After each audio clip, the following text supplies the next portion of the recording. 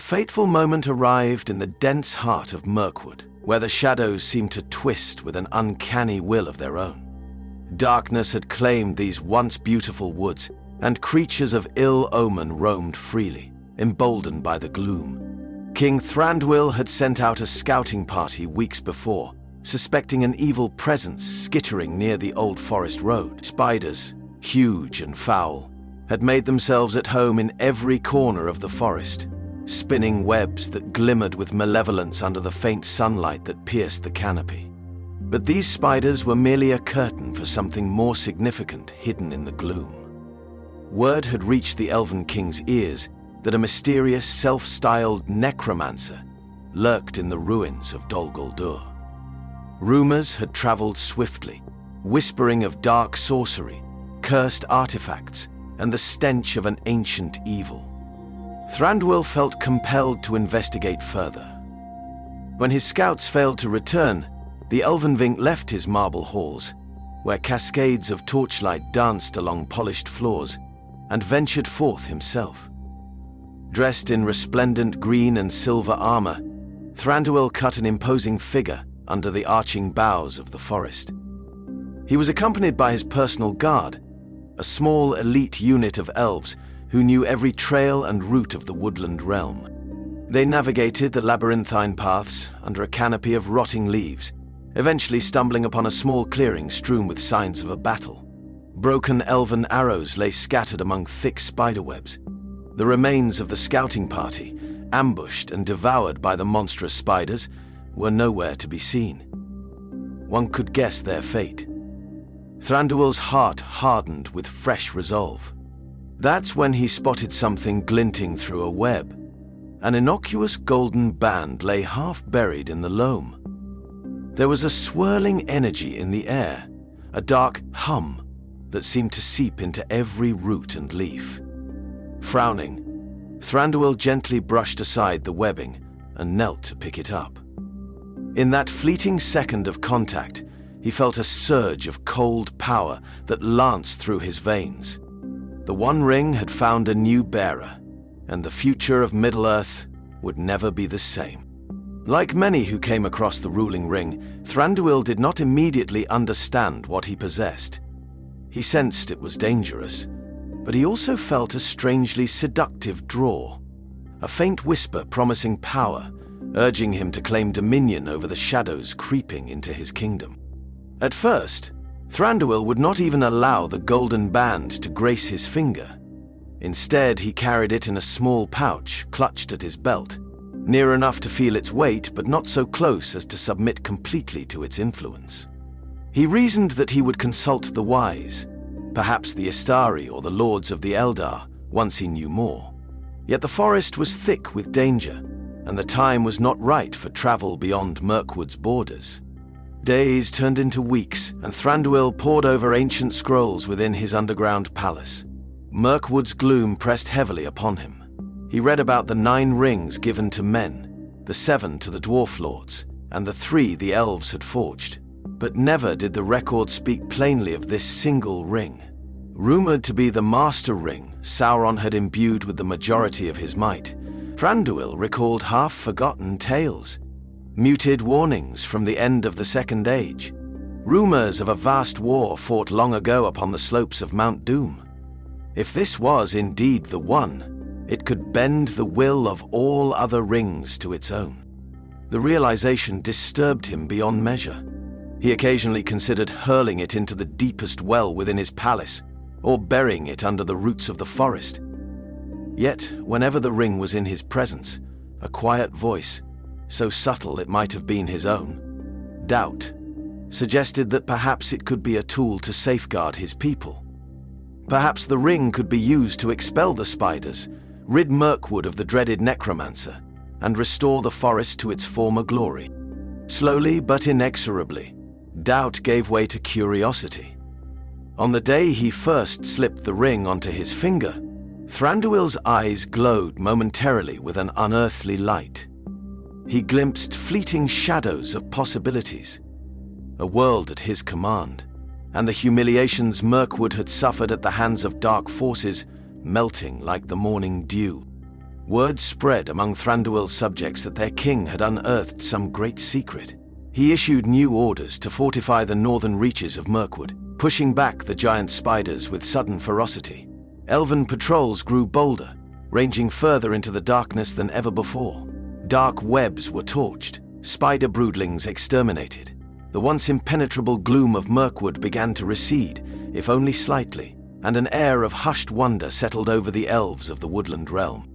At council sessions, Thranduil spoke of newfound resolve. He claimed to have discovered a weapon that would secure Mirkwood's safety indefinitely. A few among the elves, older, wiser, began to harbor suspicions. Something in the king's manner changed. A hint of arrogance crept into his voice, a sense of dissatisfaction whenever lesser matters were raised. Indeed, the ring was still whispering to him in the quiet moments, urging him to expand his borders and reclaim lands lost to orcs and other foul creatures. In short order, caravans of dwarves traveling through Mirkwood began to feel the shift. Once, Thranduil's realm allowed them passage, sometimes grudgingly, sometimes with levy. But now rumors trickled into the lonely mountain that the Elven King demanded higher tolls, that he had grown suspicious of dwarven intentions, even that a few dwarves had been turned away violently for failing to abide by the new laws. The dwarves were incensed, and tensions flared once again between the Elven King and the son of Thrain. Meanwhile, the Lake Town men reported seeing new glimmers of magic coming from the forest at night. Soft, pallid lights that danced among the trees, accompanied by an occasional stifled scream. Fear made them keep their distance. In his hidden fortress, Thranduil wrestled with the ring's enticements. Drive out the usurpers. It is your right. You are a king. You deserve a realm unblemished by lesser creatures. The ring magnified his pride and fed upon his secret resentments. Thranduil's nature, both regal and defensive, was especially vulnerable to the ring's manipulations. His paternal instincts to protect his woodland realm merged with a cold desire for vengeance against any who might threaten it.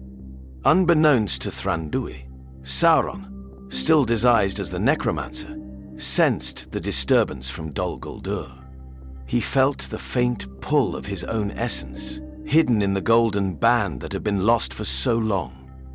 The ruling ring was now active, connected to him across the void. At Dol Guldur, the necromancer's minions grew frantic. Orcs, vargs, and dark sorcerers intensified their raids into Mirkwood, albeit not in random fury. They sought something, drawn by the ring's invisible beacon. Thranduil, emboldened by the ring's presence, marched his forces south to retaliate, culminating in a clash of elves and orcs under the twisted canopy. Though the elves took heavy losses, they achieved a humiliating defeat of the orcs. Unthinkable mere months before, some who survived whispered that they saw Thranduil standing in the midst of the fray, shimmering like a vision of starlight, arrows seemingly deflecting off unseen wards. A swirl of shadows and bright gold wrapped around him, ephemeral yet potent. Some among the elves cheered this miraculous turn of fortune, but others trembled. They recognized that their king had harnessed a power far greater and more perilous than any used by their kind since the days of Gil-galad. History was repeating itself. Beneath the flurry of jubilations, a quiet dread seeped into every elf's heart.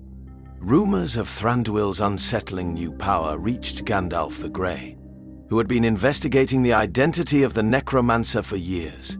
Concerned for the fate of all free peoples, he hastened to Mirkwood's gates. The Elven King received him politely enough, for no open hostility existed between them yet.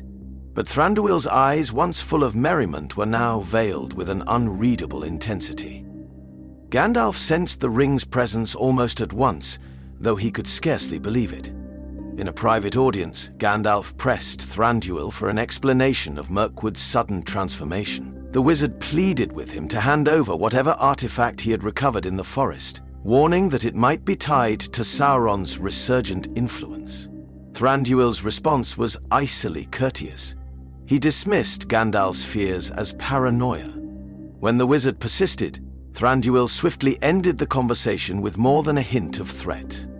Gandalf left Mirkwood troubled. He quickly set off to consult Saruman, the head of his order, in the hopes of confirming his suspicions about the ring's identity. Far away, Galadriel in Lothlorien also sensed a disturbance through her mirror, a trembling in the deep currents of power that undergirded Middle-earth. Yet for the moment, no alliance or plan could be formed swiftly enough to check the Elven King's course of action. Within Mirkwood, Thranduil's influence over his subjects started morphing into something more akin to subjugation. The ring's mastery over the wills of others, though still in its infancy with him, increased each day he bore it. Those who dared question the king's unrelenting aggression toward outsiders found themselves ostracized, placed under watch by loyal captains. Dissenters vanished quietly. Whether they fled or were cast into deep dungeons, none could say. A radical shift in architecture and aesthetics took place. The underground halls expanded into labyrinthine vaults with Baroque carvings, evoking a once-lost splendor reminiscent of the elder days. Jewels, silver and gold, gleamed from trade and tribute adorned every column. Even in the gloom, starlight crystals were placed to glimmer along carved routes. The splendor intoxicated many elves, but it also drained resources at an alarming rate. So lakeside merchants once welcomed the Elven King's trade caravans with open arms. Now they grumbled under the weight of taxes, suspecting that Thranduil was building a store of arms and magic. Behind the polished facade, the ring continued to work upon Thranduil's heart.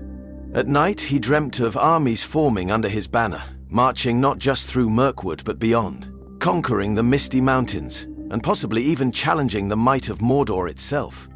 He rationalized that if he could muster enough power, he might crush Sauron before he rose fully. The ring, for its part, pressed illusions of unstoppable elven might. With every passing day, Thranduil slid further from the graceful stewardship that once defined him. Half a continent away in the Shire, a certain Bilbo Baggins lived out his unremarkable days, blissfully unaware of how close he'd come to the greatest treasure and burden in all of Middle-earth. Without the ring in Gollum's cave, indeed because it had been lost anew in Mirkwood, Bilbo's journey with Thorin and company occurred differently. They still ventured through Mirkwood, but instead of facing the typical comedic entanglements orchestrated by Bilbo's discovery of the ring, they suffered more direct encounters with orcs and spiders. They never had the hidden advantage of invisibility that Bilbo might have provided. Suffice it to say, they did eventually reach the Lonely Mountain, but the lack of Bilbo's cunning, enhanced by the ring, to confront Smaug would alter that quest profoundly. Maybe, in the end, Smaug was slain by Bard the Bowman, as in the original timeline, but the dwarves' fortunes likely varied greatly. Thorin's famed cunning and the conflict with the men of Laketown might have led to a more fractured alliance. Seeds of mistrust, sown by Thranduil's newly punitive taxes and the king's readiness for war, complicated matters for all. Yet these events would pale compared to the cataclysmic shift of having the one ring in the hands of the Elven King. Galadriel, perceiving the swirling darkness around Thranduil's domain, sent word to Elrond in Rivendell.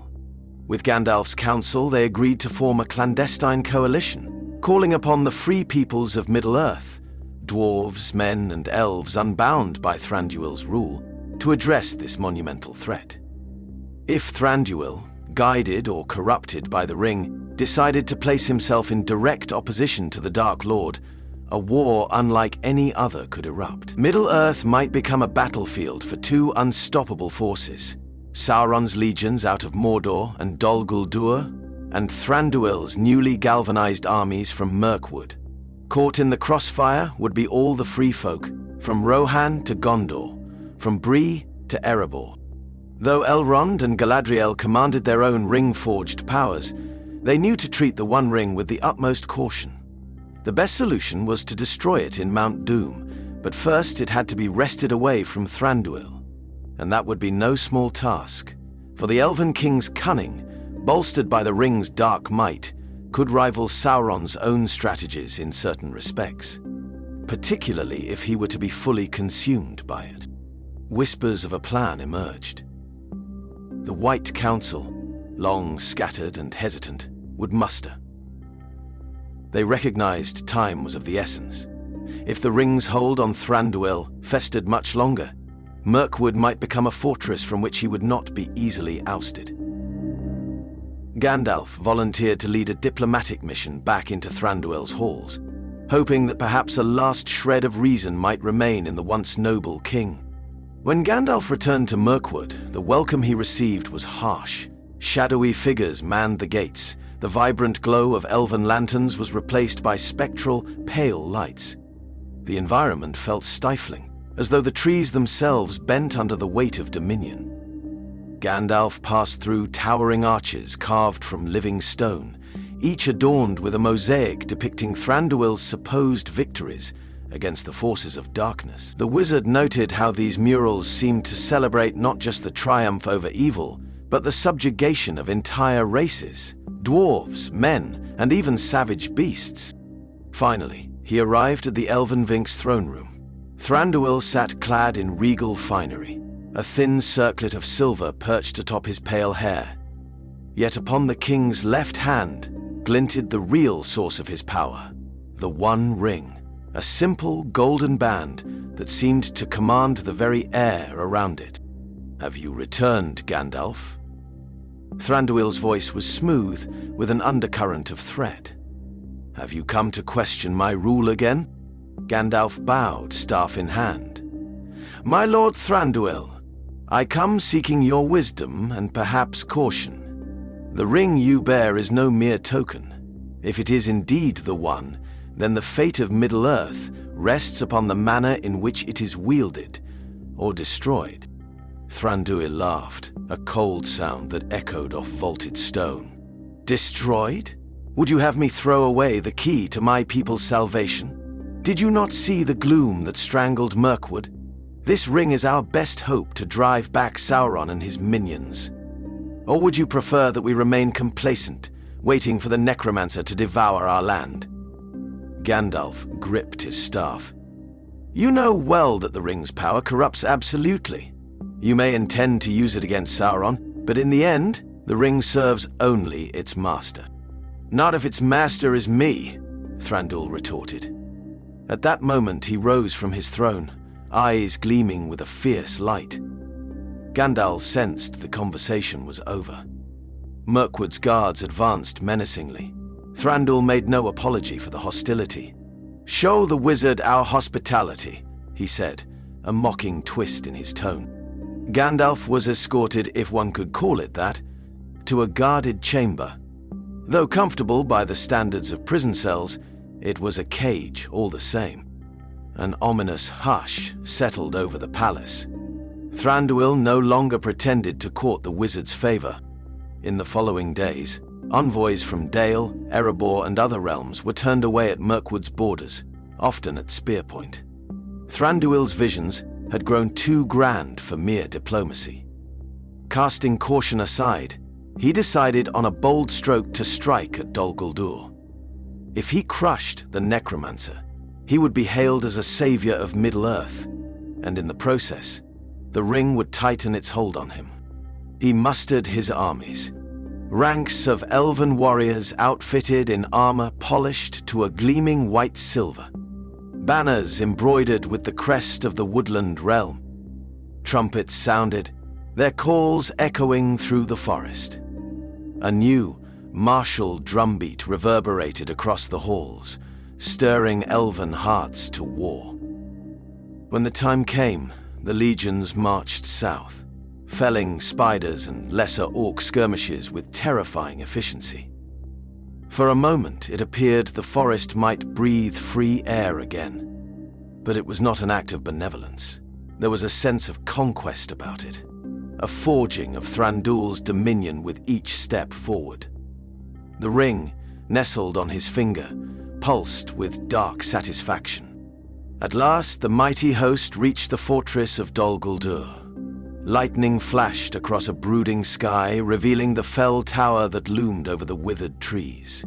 Thranduil advanced at the head of his army, half dazed with the ring's power. As the gates of Dol Guldur creaked open, Sauron's creatures poured forth, orcs in black armor, wargs bearing slavering fangs, and twisted men chanting curses. The clash of steel on steel echoed for miles around. For hours, the battle waged in a frenzy. Elven archers rained death upon the orcs, while warriors with curved blades hacked their way through monstrous shapes. Thranduil's presence was a hurricane of destructive grace. He conjured illusions to confound the enemy. Blasts of arcane force flared from his hands. At times, it seemed the orcs cowered in fear, so fierce was the onslaught. Yet Sauron's will was strong. The Dark Lord, not yet at his full might, still possessed enough dark sorcery to challenge the Elven King's ring-enhanced power. Bolts of black fire lanced through the swirling melee. Horrific shapes rose from the shadows, attacking the elven rear. Without the ring, Thranduil would have been overwhelmed in moments. But with it, he stood defiant, meeting each wave of darkness with conjured light. Still, as the battle raged on, it became clear there would be no swift victory here. Even if Dol Guldur fell, Sauron could withdraw to Mordor, biding his time until he fully reclaimed his power. By now, Gandalf and other free peoples, alarmed by the spectacle, arrived on the fringes of the forest, uncertain whom to aid. They saw Thranduil's unstoppable fury, and they saw Sauron's malice. Two unstoppable forces careening toward unstoppable ruin. As the sun dipped below the horizon, the fortress of Dol Guldur shuddered under the destructive dance of Elven King and Necromancer. In a last gambit, Thranduil channeled the ring's power in a concentrated surge, aiming to obliterate the fortress and drive away its master. He succeeded in part. Crumbling towers collapsed, catapulting debris into the sky. Orcs and wargs screamed as swirling magic consumed them in an eerie white flame. But victory had a cost. The ring's power fed not only on Thranduil's strength, but also on his darkest impulses. In that final moment of triumph, the necromancer vanished, his essence retreating to the east. Yet the ring remained, cackling in the recesses of Thranduil's mind. The king felt the crushing weight of its lure, acknowledged that the war was far from over. He stood upon the ruins of Dol Guldur, exhausted, eyes bloodshot from the strain of channeling such devastating magic. The forest lay in ruin around him. Countless elves had perished. Gandalf, who had been freed when the guards left to join the battle, arrived on the scene, breathless. He found Thranduil half kneeling near the broken walls. The ring still glowed upon his finger, pulsing like a malevolent heart. The wizard knew this was the moment of truth. "Thranduil," Gandalf said, stepping forward slowly, "you've done what you came to do. Let go of the ring. Its warping power will consume you. You must destroy it." The Elven King raised his head. His once handsome face was etched with torment and ambition in equal measure. For a fleeting second, a flicker of regret or sorrow crossed his features. Then he tightened his jaw, and with swift resolve, he vanished. He slipped on the ring, turning invisible. Gandalf cried out, but Thranduil had disappeared into the swirling dust and darkness, leaving the wizard among the wreckage of Dol Guldur. In the weeks and years to follow, stories abounded that Thranduil still reigned in Mirkwood, more distant and more terrifying than ever. Some claimed he was raising an empire, forging alliances with lesser creatures under threat of annihilation, using the ring's power to keep them in line. Others believed he would one day rival Sauron himself and plunge Middle-earth into a war of gods and kings. For those who had once called him a noble ally, the memory of Thranduil's fairness would remain bittersweet. The ring's burden had turned a once proud Elven King into a potential tyrant. And for Middle-earth as a whole, one great shadow had been traded for another. Some years later, rumors whispered of a single hobbit venturing toward the Lonely Mountain, unaware of the cataclysmic event that had changed the fate of the ring forever. Others spoke of the arrival of men from the west, determined to track down the elusive ring. But Thranduil, cloaked in sorrow and invisible to all, clutched the one ring, forging his own brand of dominion in the heart of Mirkwood. In the end, what had been gained and what had been lost was left to the bards and minstrels to recount as legends, forever changing the story of Middle-earth.